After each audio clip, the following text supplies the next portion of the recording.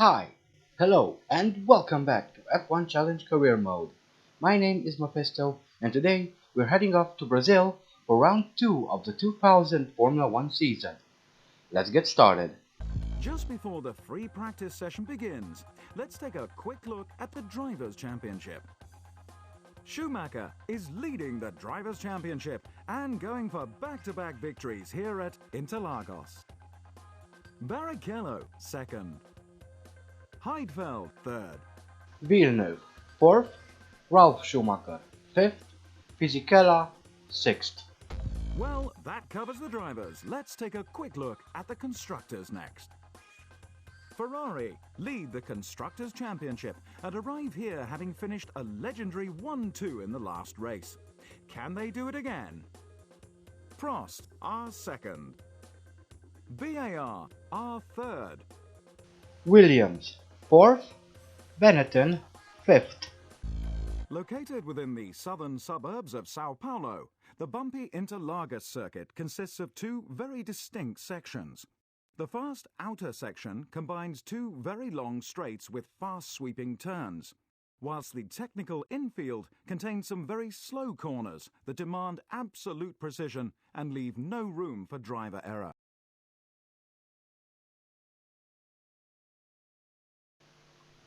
Here we are in Brazil ready to start off our qualifying. And if you can remember, it was here in Brazil where we scored our first points in the 99 season. So we'll be looking to repeat that, if possible, of course.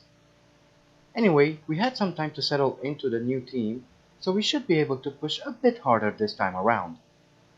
But for the moment, our main focus is to qualify as best as possible. And of course, knowing myself, that will be somewhere at the back of the grid. I really don't understand this. How come in qualifying I'm always at the back, yet during the race I manage to gain so many positions every time? Well, almost. It's a bit annoying though. And I managed to spin the car.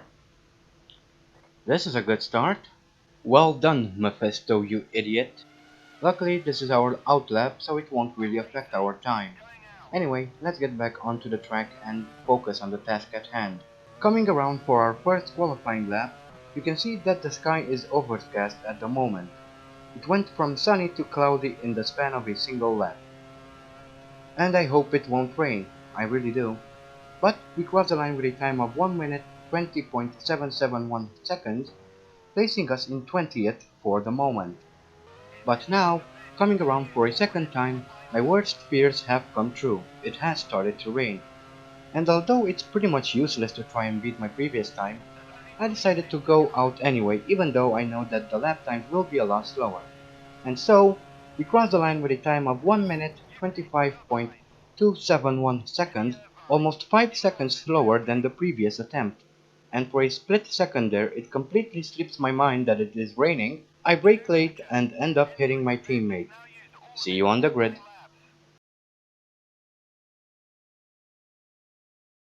Hello there. Welcome to Brazil for round 2 of the 2000 FIA Formula 1 World Championship. The weather, as so often is the case here, is just wonderful.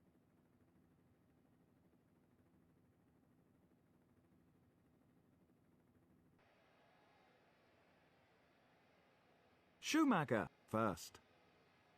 David Coulthard, second. Jenson Button, third. Jacques Villeneuve, fourth. Jos Verstappen, fifth. Mika Häkkinen, sixth. Schumacher, seventh. Nick Heidfeld, eighth. Fisichella consistently outpaced his championship rival. He starts ninth. Alexander Wurz, 10th. Ricardo Zonta, 11th. Mika Salo, 12th. Pedro Diniz, 13th. Trulli, 14th. Jean Alesi, 15th. Pedro de la Rosa, 16th. Eddie Irvine was consistently faster than his teammate. He starts 17th. Heinz-Harald Frentzen, 18th. Rubens Barrichello, 19th. Marc Genet, 20th. Gaston Mazzacane, 21st. The Jaguar driver, 22nd. Here we are on the grid, the rain has finally stopped and we're ready to start off the Brazilian Grand Prix. We have Marc Genet right in front of us and Gaston Mazzacane to our right, and we're off. And it seems that there's already an incident on the track between Barrichello and Zonta. But we managed to take advantage of the situation and we are already in 16th. But let's have another look at the start and then the incident. We are looking at the start of the race now and we can see Zonta all the way at the back there, who seems to be unable to pull away and gets hit by Rubens Barrichello. Meanwhile, we pull away and gain a few positions in the process as we enter turn 1. We are now riding with Mazzacane to take a better look at the accident. We can see Barrichello as he hits Zonta and then Mazzacane also gets caught up in the accident. Luckily for him, he didn't lose his wing. But back to the race, we are catching up to Pedro de la Rosa as I go wide exiting the corner. Get back onto the track, barely avoid hitting de la Rosa, and we lost a bit of time. I go wide again and Frentzen slips right past us. So we are now down to 17th, with Frentzen ahead and Alesi behind, who looks for an opening but I shut the door on him, and we get to keep our position for the time being, while Frentzen is starting to pull away. He is just under a second ahead, but we close that gap down to around 4/10 of a second, but not for long as he is pulling away again.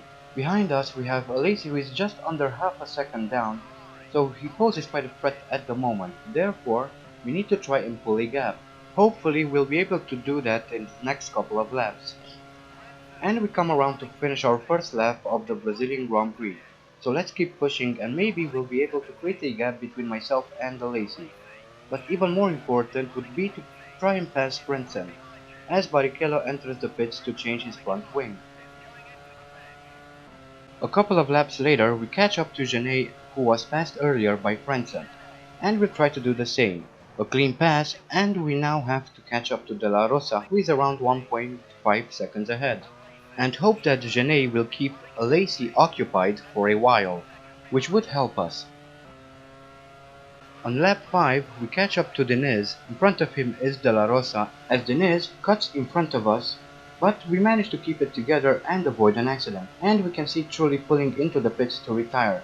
But let's see if we can pass Diniz on the straight. Use his slipstream to give us a bit of an advantage, and we pass Diniz without too much of a hassle.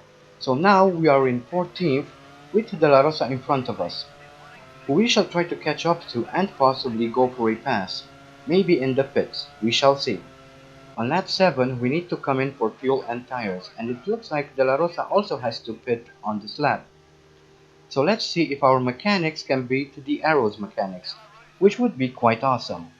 Nevertheless, we still need to push quite hard since we're so far behind, and something tells me we won't be able to score any points here today. And that stop took us around 11.5 seconds, and it looks like the Arrows team was quicker than us, so we have to play catch up. I was hoping I wouldn't have to, but oh well, that's racing. Things don't always go the way you want them to. Lap 10 and De La Rosa manages to pull quite a gap. He is now 4.2 seconds ahead, and Barrichello is having engine problems. Brazil hasn't been nice to him. We are now looking at Barrichello coming around through the hairpin then through the left-hander, as his engine bursts into flames, just like in the last season when he was driving for Stewart. Not only that, but it's the same section of the track as in the 99 season, although he actually stopped on the track in the previous season. Quite disappointing for him having to retire in front of his home crowd. There's probably nothing worse than that for a driver. Anyway, let's stay focused on our own race and at least try to finish, because I hardly doubt that at this stage we'll be able to do anything more than that. Unless everyone retires, which would be interesting to say the least. And here we are coming through the final corner of the race.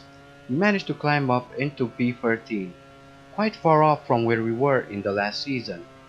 If I remember correctly, we finished 5th. I'll probably have to look that up though.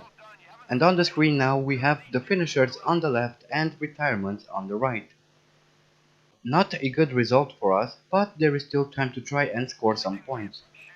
However, that concludes the Brazilian Grand Prix, and it's time to pack up and get ready for the San Marino Grand Prix, where hopefully we won't have to retire like in the previous season, when we were hit by Pedro Diniz I believe and we lost our wheel. But we will have to wait and see, and we'll try to be a bit more cautious when approaching the pit entrance. Anyway, let's have a look at the race results.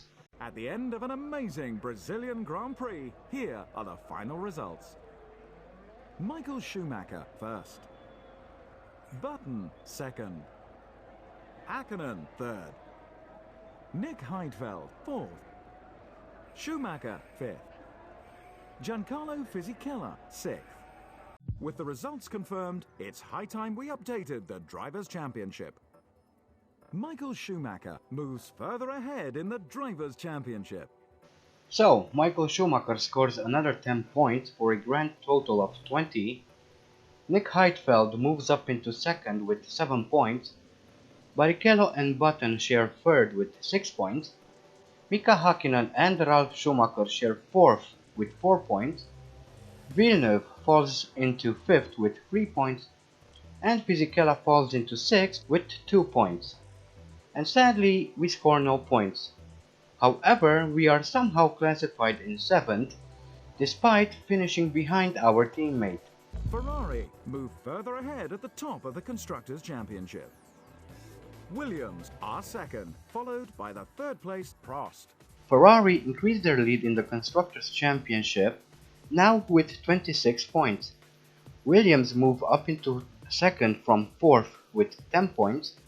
Prost dropped down to third with 7 points. McLaren scored their first 4 points and move up into fourth.